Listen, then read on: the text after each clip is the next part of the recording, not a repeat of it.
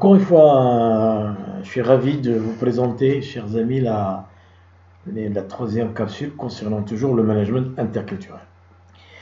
Aujourd'hui, notre sujet, c'est le management des risques interculturels. Commençons d'abord par une première définition de ce que c'est le risque. Danger, éventuel, incident, accident, plus ou moins prévisible, inhérent à une situation ou à une activité. Toute entreprise internationale doit se préoccuper de gérer les risques culturels et devrait absolument les inclure dans l'éventail des risques habituellement pris en compte. Alors, on a vu dans les deux dernières capsules que les différences culturelles mal maîtrisées peuvent provoquer des incidents, peuvent avoir de l'impact négatif sur le rendement et la performance des salariés et de l'entreprise. Aujourd'hui, on va voir d'abord ce que c'est un risque culturel, n'est-ce pas? Et on va voir quels sont les incidents des risques interculturels toujours sur la performance et le rendement de l'entreprise. Les risques, les différents types de risques interculturels, je les présente de la manière suivante. Il y a les conflits interculturels. Il y a l'échec, n'est-ce pas? L'échec d'expatriation, ça c'est terrible. Il y a une perte de talents locaux. 3. Produits marketing inadaptés à la culture locale. L'échec de négociation.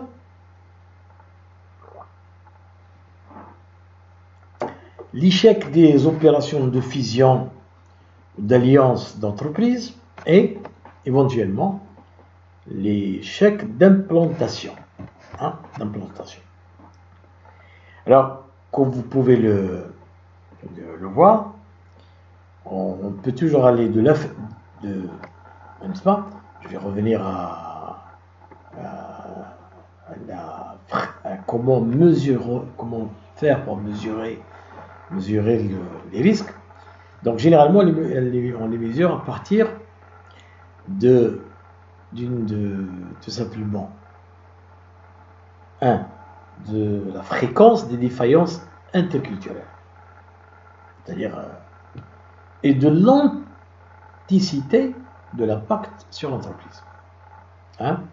Si par exemple on observe que X cadres ont du mal à comprendre la nature de la hiérarchie dans l'entreprise d'accueil, qu'ils ont du mal à assimiler tout simplement cette notion de temporalité.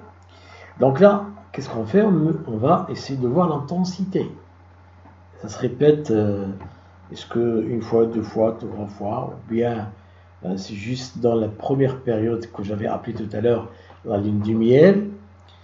Et on suit notre analyse tout simplement pour voir quel est l'impact. L'impact sur le mode de gestion, sur le mode de management, sur les rapports inter et intra salariés. C'est, n'est-ce pas, sur le nombre de personnes, par exemple, sur le nombre de personnes qui n'arrivent pas, par exemple, à passer plus d'un mois dans un pays étranger, sous prétexte qu'ils ont du mal à s'adapter, et ainsi de suite. Alors, l'intensité, donc, on a un outil vachement important qui nous permet et qui nous permettra de mesurer l'intensité. Alors, on va intensité de maîtrise n'est-ce pas, du risque. Alors, on va du maximum, élevé, modéré, maîtrisé. Le maximum. Une entreprise, par exemple, qui a du mal, n'est-ce pas, qui a du mal à maîtriser l'impact de l'interculturalité dans ces modes de gestion. 20 personnes appartenant à des cultures différentes. Hein, sur le cas, par exemple, si vous prenez l'avionneur Emirates, le plus grand nombre de pilotes sont des étrangers. Tous ceux qui travaillent à Dubaï, c'est des étrangers. Donc on est vraiment dans un contexte interculturellement opposé à la culture locale. Mais ceci dit, nous avons des milliers de pilotes qui ont l'obligation de survoler les appareils. On trouve 5 stewards, 6 hôtesses appartenant à des nationalités différentes dans un avion. Hein? C'est tout cet effort, tout cet effort de l'Emirates, c'est de pouvoir répondre aux attentes interculturelles des clients. Donc, comme vous voyez, le risque est maximum, vraiment maximum, mal maîtrisé par l'entreprise. On est dans ce qu'on appelle l'autisme culturel. L'autisme culturel. C'est un petit peu comme ce qui se passe aujourd'hui en Espagne. Les Espagnols vous disent on n'est pas obligé d'apprendre l'anglais. L'anglais, ce n'est pas important. On doit vendre l'espagnol. Alors, ce qui se passe, que la plupart des touristes aujourd'hui qui visitent Las Palmas, ce sont des Anglais. Si un Espagnol ne maîtrise pas l'anglais, ne pourra pas éventuellement rentrer en contact et répondre aux sollicitations ce que les Turcs ont compris. Aujourd'hui, les Turcs, toutes les universités sont appelées à doubler d'efforts pour l'enseignement des langues, plus particulièrement l'anglais. Pourquoi ? Parce que pour permettre aux touristes de pouvoir tout simplement s'expliquer convenablement et avoir un échange important avec le vendeur commercial turc, si vous voulez. Le risque est élevé. C'est que on sait l'importance des différences culturelles. Mais on ne fait pas d'efforts pour pouvoir le maîtriser. Alors, qu'est-ce qu'on fait ? On essaie simplement de faire quelques formations par-ci, par-là, pour quelques salariés. Le risque culturel est très modéré. Ça veut dire qu'on connaît l'importance des différences culturelles. On a fait quelques formations pour nos salariés, mais toujours nos salariés ne maîtrisent pas encore la compétence culturelle. Mais la chose la plus importante, c'est qu'ils sont sensibilisés à son risque. Donc oui, maximum c'est inaction, élevé c'est initiation, modéré c'est interaction en interne. On arrive maintenant au risque culturel maîtrisé. Et là on appelle ça de l'intelligence culturelle. Pourquoi ?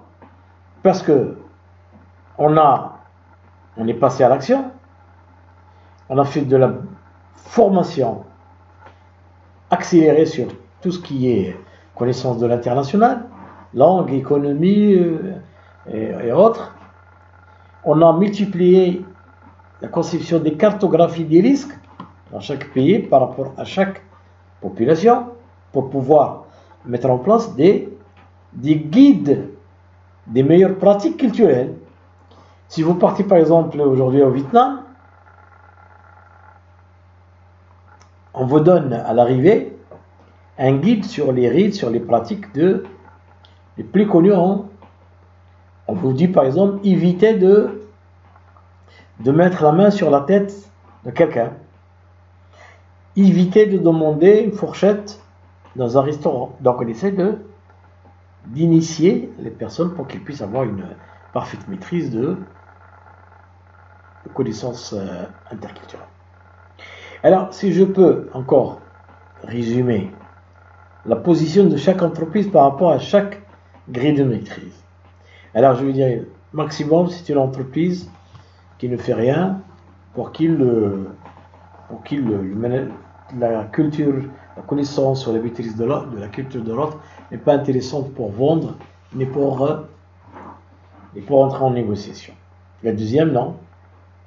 Il a compris, donc il commence à mettre en place des initiations en termes de formation continue, en termes de cours. La troisième, non.